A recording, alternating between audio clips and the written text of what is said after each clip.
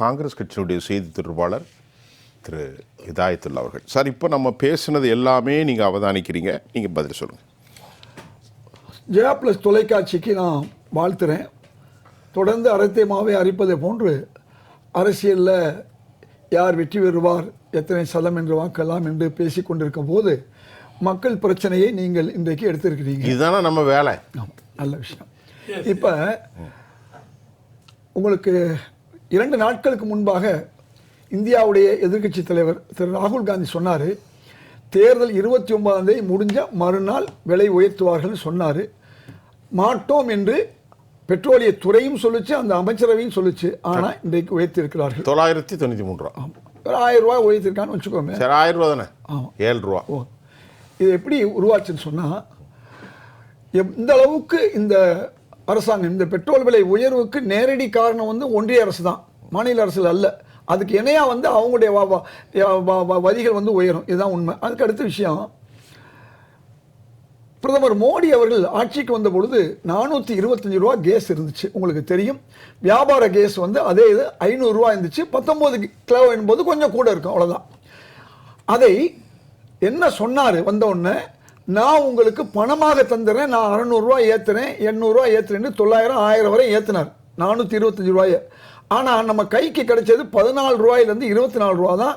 அந்த பணம் திருப்பி வந்துச்சு, இன்றைக்கி வந்துக்கிட்டு இருக்கு. ஆனால் சொன்னதை காப்பாற்றினார். வர வேண்டிய 400 ரூபாயோ நம்ம 300 ரூபாயோ 500 ரூபாயோ மக்களுக்கு போகாமல் எப்படி ஏமாத்தினார்னா, வெறும் 14 ரூபா 24 ரூபா வர்ற மாதிரி பண்ணார். இப்போ இதுதான் பிரச்சனை. இப்படிப்பட்ட ஒரு சூழ்நிலை என்ன நடந்துச்சுன்னு சொன்னால், உங்களுக்கு நன்றாக தெரியும். காங்கிரஸ் ஆட்சி காலத்தில் இது மட்டுமல்ல, பெட்ரோலும் ரவிசங்கர் அவர் சொன்ன மாதிரி மக்கள் பாதித்து விடக்கூடாது என்பதற்காக ஆயில் பாண்ட் அல்லது ஆயில் பூலில் உருவாக்கி பல்வேறு நிதியங்களில் மீத உள்ள பணத்தை அதில் கொண்டு போய் போடுவாங்க.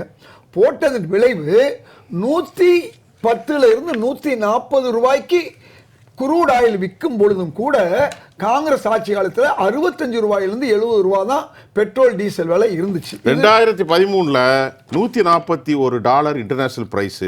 அன்னைக்கு இந்தியாவுடைய விலை 73 ரூபா 16 பைசா. $140 விலை இருக்கும் பொழுது நீங்க சொன்ன விலை அதுக்கு முன்னாலே 13. நான் சொல்றது உச்சபட்சமா $141 வரையும் போச்சு, உச்சபட்சம். ஆனா இந்தியா ப்ளீஸ் அதாவது 65 70 இந்த ரேஞ்சுக்குள்ள தான் இருந்துச்சு, புரிஞ்சுக்குங்க. ஆனா இன்னைக்கு 100 ரூபா விலையை தொட்டுச்சு. இந்த காரணம் என்ன? உங்களுக்கு 28% டியூட்டி பிளஸ் 5.24 வாட், 2 வரி. இந்த 2 வரியும் சேர்ந்ததன் விளைவு அப்ப என்ன அவன் சொன்னா 3%லேருந்து 9% தான் வரி இருந்துச்சு பெட்ரோலுக்கும் டீசலுக்கும். அப்ப காங்கிரஸ் அரசாங்கம் இந்த பெட்ரோல் டீசல் கேஸை வச்சு மக்களை ஏமாற்றணும், மக்களை அவங்களுடைய பணத்தை புடுங்கணும்னு நினைக்கல. மக்கள் நல்லா இருக்கணும்னு நினைச்சதன் விளைவு இது நடந்தது. இப்போ என்ன நடந்திருக்குன்னு சொன்னா, மக்கள்கிட்ட பக்கத்தில் இருக்கக்கூடிய பூட்டான்ல இன்னைக்கு 60 ரூபா பெட்ரோல் விலை. நல்லா புரிஞ்சுக்குங்க. பக்கத்தில் உள்ள பூட்டான்ல நம்மள்ட்ட இருந்து வாங்கக்கூடிய பிற நாடுகளில் கூட அதன் விலை கம்மியா இருக்கு. ஏன் இந்தியாவில் கூட இருக்கு? அப்ப இந்திய மக்களை ஏமாற்றுகின்ற ஒரு அரசாக இந்த அரசு இருக்கிறது என்பதை ராகுல் காந்தி ரொம்ப தெளிவா சொன்னாரு. சொன்ன மாதிரி நடந்துச்சு. இது ஒரு முறை இருக்கட்டும். இப்ப நீங்க கேட்ட மாதிரி ரஷ்யாவில் நமக்கு $50 குருடு கிடைச்சது. போது 50 55 கிடைக்கும் பொழுது நாம 80 90 100க்கு வாங்கிட்டு இருந்தவங்க அந்த பணம் ஏன் இந்திய மக்களுக்கு கிடைக்கல? அந்த பணம் மட்டும் ஒரு கார்ப்பரேட் கம்பெனிக்கு 2 கார்ப்பரேட் கம்பெனிக்கு ஏன் போச்சு? இதுதான் ஒரு அடுத்த விலையை ஏன் குறைக்கல? விலையை, அதாவது அந்த லாபம் யாருக்கு போச்சு? அதாவது இந்திய ஏழை மக்களுக்கு, பெரும்பாலான இந்துக்கள். இல்ல, அதுதான் அவங்க சொல்றாங்க. நான் கேட்டேனே, அதுக்கு தான் திரு ரவிசங்கர் என்ன சொல்றாருன்னா, ஐயா பாண்டு கொடுத்தது யாரு? நீங்க. நாங்க தானே. நான் சொல்லல, உங்கள்ட்ட ஞாபகப்படுத்துறேன். அதை நாங்க சொல்லணும்லாங்கறாங்க. அதை நான் சொல்ல போறேன். நான் சொல்லி முடிக்கும் போது நீங்க சொல்லலைன்னா நீங்க கேட்கலாம், தயவு செய்து. அப்ப இந்த அடிப்படையில தான் இன்னைக்கு இந்த நிலைமை வந்திருக்கு. சரி, அப்ப ஏன் இந்திய மக்கள், பெரும்பாலான இந்துக்கள், உங்களுக்கு 80 விழுக்காடுக்கு மேல இந்துக்கள் தான். எதுக்கு சார் இல்ல இந்துக்கள் முஸ்லிம்கள் இதெல்லாம் தேவையில்லாம பேசுறாங்க? இல்ல, எதுக்கு சொல்ல மக்கள் பேசுங்க. இப்போ எதுக்கு இந்துக்கள்? இல்ல சார், நீங்க அவங்கள்ட்ட நீங்க வாக்குகளை சொல்லி வாங்குறீங்க. நாங்க முஸ்லீமுக்கு சீட்டு கொடுக்க மாட்டோம், முஸ்லீம் இந்த பேஜ் எல்பிஜிக்கு அது சம்பந்தமே இல்ல. சம்பந்தம் இருக்குன்னு சம்பந்தமே இல்ல. நீங்க எப்படி நீங்க ஏமாத்துறீங்கிறதுக்கு சொல்ல வரேன் சார். அப்ப இந்த அடிப்படையை பார்க்கும் பொழுது இன்றைக்கு இந்த அரசு மக்களை வஞ்சிக்கிறது, மக்களுடைய ரத்தத்தை உறிஞ்சுகிறது. இது ஒரு பக்கம் இருக்கட்டும். இப்ப நீங்க கேட்டீங்க இல்லையா, அந்த ஆயில் பூல் வைக்கணும்னு சொல்லி காங்கிரஸ் உடைய கவர்மெண்ட் வச்சதன் விளைவுதான் வெறும் 60 ரூபாயில டீசலும் 70 ரூபாய்க்கு பெட்ரோலும் கிடைத்தது. அப்ப மக்கள் தான் முக்கியம் நினைச்சாங்க. சரி, நீங்களே அருமையான ஒரு கேள்வி கேட்டீங்க. அவர் சொன்னாரு 2,80,000 கோடி அல்லது 3 லட்சம் கோடி தான் அந்த ஆயில் புல்ல ஆச்சு. 10 வருஷம் கழிச்சு தான் அதை கட்ட போறோம். ரைட். இப்ப நான் என்ன கேக்குறேன், மொத்தமா 10 வருஷம் இல்ல. ப்ளீஸ் நான் முடிஞ்ச உடனே நீங்க பேசுங்க. நீங்க சொன்னது தான் நான் சொல்ல போறேன், வேற ஒண்ணும் இல்ல. அது இப்ப வெறும் நீங்க இன்னொரு கேள்வியும் கேட்டீங்க. 2 முறை ரிசர்வ் வங்கியுடைய பணம், ரிசர்வ் வங்கி ஒரு டிவிடெண்ட் வருஷம் கொடுக்கும். யாருக்கு? எந்த கவர்மெண்டா இருந்தாலும் ஒரு டிவிடெண்ட் கொடுக்கும். ஆனா இவங்க என்ன பண்ணாங்க, ஆட்சிக்கு வந்த உடனே 1.75 1.25 லட்சம் கோடி. அதில் ஞாபகப்படுத்துறேன், இந்த 1.25 லட்சம் கோடி இந்தியாவை மறக்காது. என்ன 2G இதே அமௌண்ட். அதேதான் அந்த அமௌண்ட். அதேதான் என்ன பெருமையோட சொல்றீங்க, நீங்க தான் கூட்டத்துல இருக்கீங்க. அது அமௌண்ட் தான். நீங்க ஒரு நெறியாளரா இருந்துட்டு அது இன்னும் வந்து ப்ரூவ் பண்ணப்படல. அவங்க விடுதலை ஆயிட்டாங்க சொன்ன பிறகு நீங்க பேசும்போது காழ்ப்புணர்ச்சி நினைக்க கூடாது. மக்கள் உங்களை தப்பா நினைக்க கூடாது. உங்களை நாங்கெல்லாம் பெருசா நினைச்சிருக்கோம். அதெல்லாம் இருக்கட்டும். இப்ப பிரச்சனை என்னன்னா, அதே மாதிரி 2 முறை எடுத்தாங்க. இப்ப 3 லட்சம் கோடியை இந்திய மக்களுடைய ரிசர்வ் எடுத்துறதுக்கு இந்த பாண்ட்ல கட்டியிருந்தா முடிஞ்சு போச்சு. நீங்க கட்ட வேண்டிய அவசியமே இல்ல. மூணாவது, நீங்க ஆண்டுதோறும் இப்ப இவ்வளவு விலை ஏத்துனீங்கல்ல, எவ்வளவு விலை ஏத்திருக்கீங்க? 27 லட்சம் கோடிய அதிகமான வரி காங்கிரஸ் அரசாங்கம் 10 வருஷம் இருக்கும்போது வாங்கினதை விட 27 லட்சம் கோடி நீங்க கேஸ்லையும் ஆயிலையும் பண்ணிருக்கீங்க. இப்ப இதன் விளைவு என்ன ஆகி போச்சு இன்னைக்கு? ஏன் இந்த 1000 ரூபாய் நீங்க ஏத்துனீங்க தெரியுமா? என்னுடைய நண்பர் அழகா சொன்னாரு, மக்கள்லாம் அதை பத்தி கவலைப்பட போறது இல்லை, ஏழை எளிய மக்கள் வீட்டுக்கு வந்து போடலன்னு சொன்னாரு. ஆனா இந்த பணம் ஏழைகள் தான் போய் ஹோட்டல்ல டீ கடையில போய் சாப்பிடுறாங்க.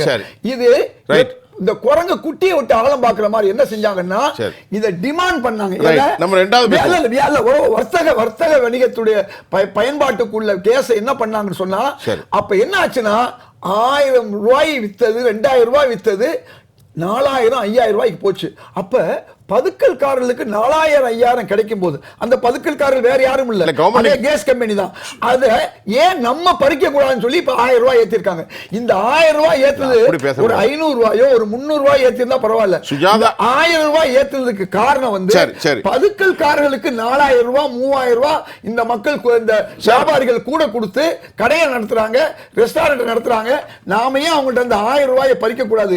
இதுக்கு வள்ளுவர் சொல்றாரு, அதாவது வேலோடு நின்று கொடு என்பான் என்பதை போல இன்னைக்கு கோலோடு நின்று, அதாவது அரசு வந்து மக்களை வந்து பயமுறுத்துது. எப்படின்னு சொன்னா, அதாவது பிக் பாக்கெட் அடிக்கிற மாதிரி அடிக்குதுன்னு வள்ளுவர் சொன்னார், நான் சொல்லல சார். சுருக்கமா ஒண்ணு இல்ல சார், 2 பேர் சகோதரர் நவநீத் பேசுனதும் நம்முடைய பொருளாதார புலி அவர்கள் ரவிசங்கர் பேசுனதும் ஒரே ஒரு விஷயம். இந்த 3 லட்சம் கோடி 3 லட்சம் கோடி காங்கிரஸ் வச்சுட்டு போயிடுச்சுன்னு சொல்றாங்க இல்லையா?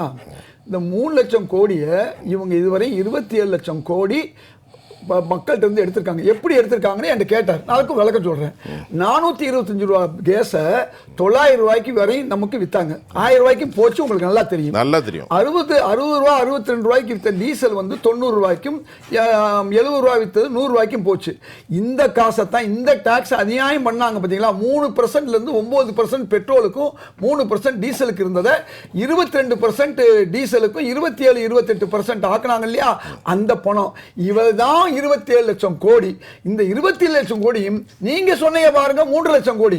அந்த 3 லட்சம் கோடி ரிசர்வ் பேங்க்ல இருந்து ரிசர்வா இருந்த காசை தூக்கினமே 1.76 பிளஸ் 2 முறை கூட்டுங்க சார். ஒரு முறை 98, 2ஆல பெருக்கினாலே போதும். ஒரு முறை 98. 3 லட்சம் கோடியவே இது சரி பண்ணி இருக்கலாம். இந்த வார்த்தை இவங்க உண்மையான ஒரு மக்களுக்காக இவங்க செய்யணும்னு சொன்னா, ஏழை எளிய மக்கள் நடுத்தர மக்களுக்கு செய்யணும்னு நினைச்சாங்கன்னா என்ன செஞ்சிருப்பாங்கன்னா, இன்னைக்கு காங்கிரஸ் 425 கொடுத்துச்சா, நான் ஆட்சிக்கு வந்தா இவர்கள் 300 ரூபாய்க்கு தருவேன்னு சொன்ன மோடி அவர்கள் 300 ரூபாய்க்கு கொடுத்துருக்கணும். நான் 60 ரூபாயில இருந்து டீசலை நான் வந்து 40 ரூபாய் ஆக்குறேன்னு சொன்ன பிரதமர் மோடி அவர்கள் ஆக்கி இருக்கணும். ஆனா ஏன் ஆக்கலைன்னு சொன்னா, இந்த மாதிரி பணத்தை வந்து மக்கள்கிட்ட இருந்து சாதாரண மக்கள்கிட்ட வாங்கினாங்க. ஆனா 14 லட்சம் கோடி வரையும் கடன் தள்ளுபடி பண்ணியிருக்காங்க. யாருக்கு? பணக்காரர்களுக்கு. அதுல ஒரு 3 லட்சம் கோடி எடுத்து போட்டிருந்தாலும் இந்த மக்களுடைய பிரச்சனை தீர்ந்திருக்கும். அதுவும் செய்யல. அது மட்டுமல்ல, சொத்துக்களை வித்தாங்கல்ல, அதுல ஒரு 7-8 லட்சம் கோடி அநியாயமா போச்சு இல்லையா? இப்படி பணக்காரர்களுக்கு நீங்க செஞ்சீங்க. ரஷ்யாவில் 60 ரூபாய்க்கு வாங்கி நீங்க அதை ஒரு பைசா கூட இந்திய ஏழை மக்களுக்கு கிடைக்காம அதை அம்பானிக்கு நீங்க தார வாத்தீங்க. அதை செஞ்சிருக்கலாம். இப்படி மட்டுமல்ல, கரண்ட் விலை உயர்வுக்கு காரணம் நம்முடைய டீசல், கேஸ் எல்லாமே காரணம். அப்ப என்ன பண்ணீங்க? நீங்க நிலக்கரியை 100 ரூபாய்க்கு வாங்கி சிங்கப்பூர் வழியா வந்து அதுக்கு பில்லு போடும்போது 200 ரூபாய்க்கு 300 ரூபாய் இந்தியாவில் அதானி வித்ததுனால இன்னைக்கு நாம பூரா மின்சாரத்துக்கு வந்து 3 மடங்கு கட்டுறோம். இந்த காசு பாக்கெட்ல நான் சொல்ல திரு ராகுல் காந்தி சொல்றாரு, உங்க பாக்கெட்ல இருந்த காசை எப்படி எடுக்கிறாங்கன்னு சொன்னா இந்த மாதிரி அநியாயமா தன்னுடைய நண்பர்களுக்கு இந்த அரசு செஞ்சிருக்கு. ஆனா ஏழை எளிய மக்களுக்கு செய்யல.